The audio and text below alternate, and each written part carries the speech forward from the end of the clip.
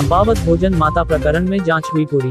चंपावत जनपद के सुखिधान क्षेत्र में राजकीय इंटर कॉलेज में भोजन माता की नियुक्ति को लेकर उपजे विवाद का मंगलवार को एसएमसी और पीटीए की खुली बैठक में पटाक्षेप हो गया है। मामले की जांच में नैनीताल से आए एडी बेसिक अजय नौटियाल, मुख्य शिक्षा अधिकारी आरसी पुरोहित और डीओ अंशुल बिष्ट ने जांच कर भोजन माता की नियुक्ति को अवैधानिक करार देते हुए रद्द कर दिया है।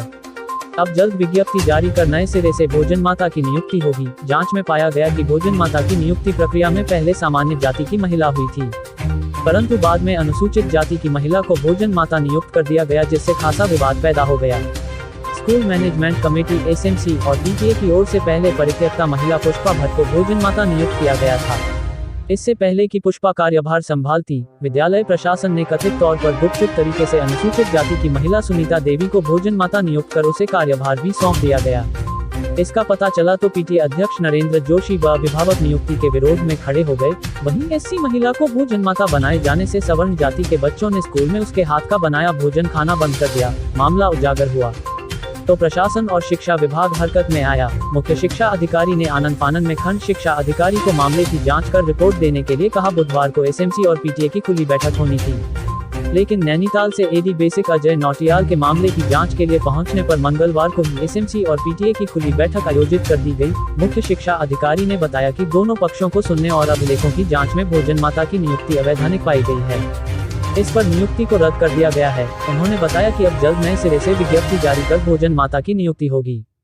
वहीं इस मामले में जानकारी देते हुए सुखिधान क्षेत्र के उप जिलाधिकारी हिमांशु कफलतिया ने मीडिया को बताया कि इस मामले को गंभीरता से लेते हुए जिला प्रशासन ने संबंधित विभाग की कार्यवाही से अलग छुआछूत जैसी कुप्रथा को मिटाने हेतु उप गाँव में जागरूकता अभियान चलाने का फैसला लिया है, जिससे स्थानीय ग्रामीण जनता को विश्वास में लेकर कुप्रथाओं को मिटाया जा सके।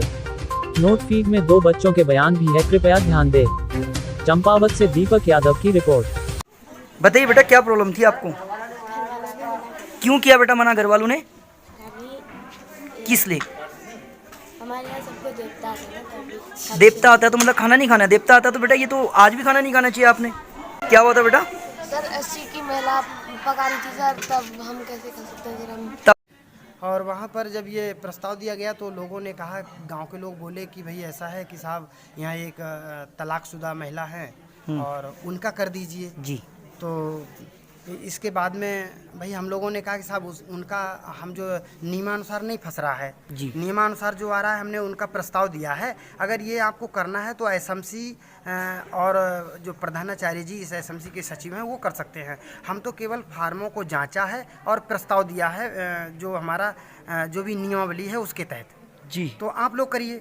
तो इसके बाद में सर हमने मंच का संचालन मैं ही कर रहा था और इसके बाद हमने पूरा का पूरा मंच जो था वो श्री विनोद नैथानी जी हैं, यहाँ एक युवा हैं हमारे क्षेत्र के समाज सेवी हैं, उनको दे दिया और हमने कहा आप अपने ग्रामीण और जो बैठक में बात कर लीजिए, लेकिन हम लोग वहीं मौजूद रहे जी। तो जब लोगों से पूछा गया, उन्होंने संचालन करके लोगों को आमंत्रित किया, तो लोगों से पूछा कि भाई अपने विचार दीजिए। तो जिन जिन लोगों को आमंत्रित किया, हमारे गांव के वर्तमान ग्राम प्रधान श्री दीपक राम जी थे, उनसे पूछा तो उन्होंने कहा भाई नियमावली में जो आ रहा हो उसको कर दीजिए।